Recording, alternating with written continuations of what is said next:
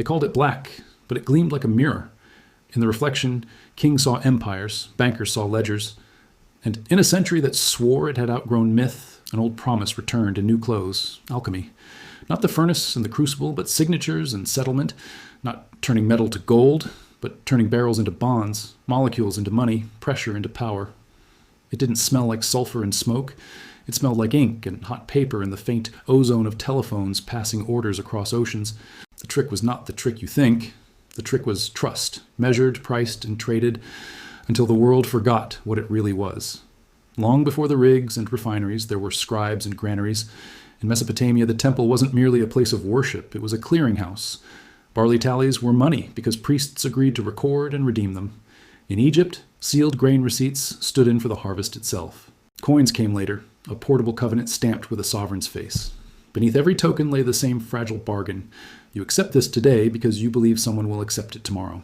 The first alchemists discovered that value was a story we told together and that the surest way to increase value was to make more believers. Centuries dissolved. A new empire rose on rails, steel, and kerosene. John D. Rockefeller watched the chaos of the oil rush. Barrels bursting, prices collapsing, trains leaving half full, and tightened it into a system. Standard Oil was not merely wells and refineries. It was contracts, rebates, trust agreements, and disciplined capital. He learned that the resource was nothing without the network, and that the network was nothing without the balance sheet.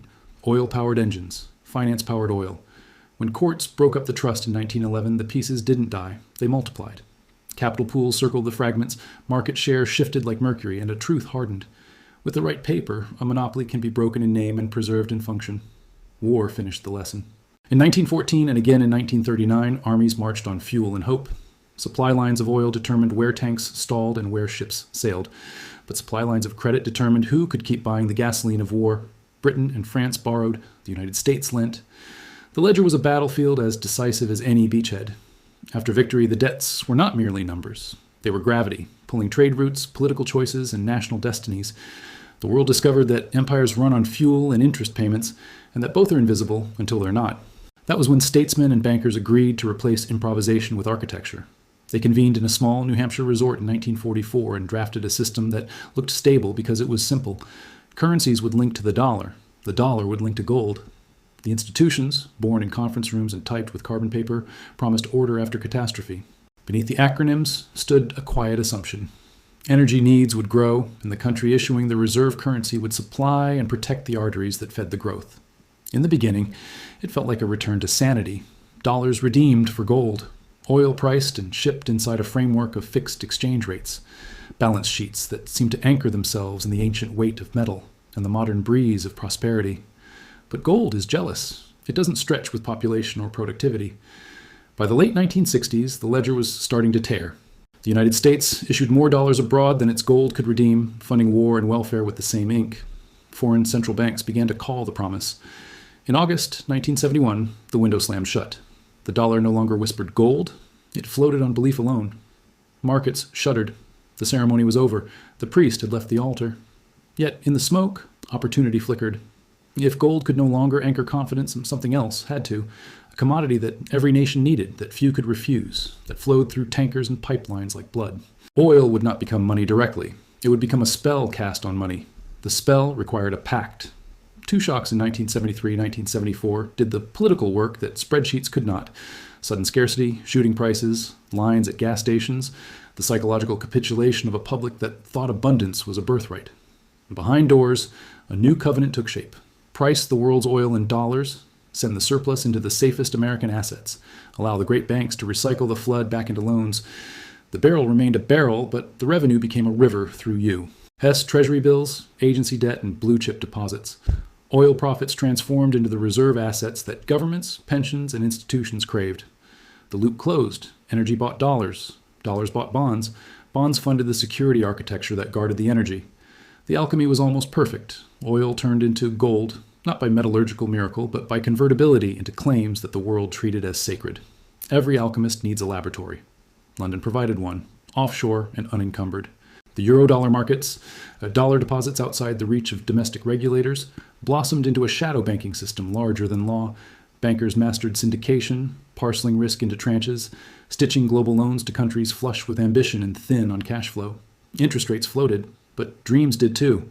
Petrodollars moved from Gulf accounts into Latin America, Africa, and Asia.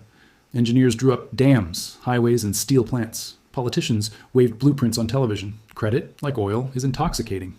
It makes futures feel guaranteed. It makes today look cheap. Then came a harsh antidote to intoxication: price. Inflation had eaten the 1970s. To kill it, the U.S. raised rates until money itself screamed. What had been affordable became impossible. Mexico admitted in 1982 that it could not pay. Others followed, their domestic currencies falling against a dollar that was suddenly heavy again. The same bankers who recycled oil into loans now recycled distress into negotiation. Austerity became policy. What looked like a pipeline of modernization revealed itself as a hose of obligations that sprayed backward when pressure rose. The alchemy had a cost. Prosperity brought forward would be repaid with sovereignty pushed back. Having seen one illusion falter, the financial engineers invented 1,000 new ones. Derivatives promised that risk could be sliced thin enough to melt on the tongue. Commodity futures expanded from hedging tools into speculative theaters whose screens reflected not barrels and tank farms, but expectations about everything else: growth, war, weather, policy. The price of oil stopped being just the price of oil. It became a referendum on credit conditions, investor fear, and algorithmic pattern reading. In good weather, this lattice harnessed volatility. In storms, it amplified it. When the Great Mortgage Pyramid folded in 2008, the cascade reminded us that the plumbing connecting mortgages, money markets, and commodity desks is tighter than press releases admit. Liquidity fled, projects paused, tankers idled. An empire blinked and no one could say where its money ended and its stories began. Yet the machine adapts. Engineers found oil in rocks once called hopeless. Shale tightened supply timelines and broke old monopolies. Sanctions turned pipelines into chess moves. Central banks, once allergic to metal, quietly accumulated gold again. Not because they forgot the modern creed, but because they sensed that trust is cyclical and stories expire. New rails emerged: currency swaps, cross-border payment systems, experiments in digital settlement. Nations asked a forbidden question in polite company: if oil revenue can become dollar bonds, can it become something else instead? The answers are tentative, partial, and constrained by habit, but habits change when history does. Still, the essential truth endures. Money is a claim on tomorrow's work. Finance is the machine that allows us to bring some of tomorrow into today. Energy is the promise that tomorrow's work can be done. When those three align, prosperity looks effortless. When one breaks, the others reveal their dependence. The banker who turned oil into gold never performed a chemical miracle. He shaped belief. He taught nations to treat a barrel as a bond in disguise, a conveyor of trust from a desert well to a pension fund in a northern city, on from a refinery's flare to a spreadsheet's green cell. He did this by offering safety that paid, liquidity that soothed, and a narrative that dignified both. But every narrative has a last page. The signs are always the same: prices that no longer signal supply and demand but fear and faction, debts that roll not to fund investment but to avoid confession, reserves that diversify under the table, laws written to calm markets that only remind them why they are nervous. In 1790s, France, paper eroded bread itself.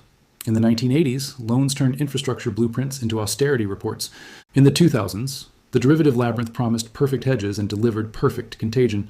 The coins looked the same, the value didn't. The bond said, risk-free. The risk only hid. There was no single collapse, just many curtains falling at different times for different audiences. A sanction tightens here, a pipeline leaks there, a rate hike shocks an economy that thought it had insulation. The stories we tell about safety begin to contradict one another. The world trifurcates into cash, claims, and commodities, and discovers that each is a proxy for trust. Oil still burns. Gold still shines. Paper still changes hands at light speed. The question is which object carries the story that most people will still believe when the lights dim. That is the only question the banker ever asked, the only one he ever answered. So, the tale returns to its first revelation. Alchemy is narrative with legal force. You can turn oil into gold if you can persuade the largest number of people to treat dollar claims born of oil sales as the sun, around which their savings must orbit. You can keep that spell so long as the engines run, the bonds clear, and the guardians deliver. But gold is jealous, oil is finite, and promises accumulate interest. Somewhere, a new scribe is carving fresh tallies, and a new priesthood is rehearsing a new liturgy of safety. When their temple opens, the old one will swear it still reigns. It will, for a while. History does not repeat, but it does echo in the chambers money builds. If you listen closely, you can hear the next stanza forming, a beat of energy, a measure of credit, and the long, unresolved note of trust stretching past the last page of the ledger. Ignore it, and it won't repeat. It will hunt you. It will find you. It will settle the account.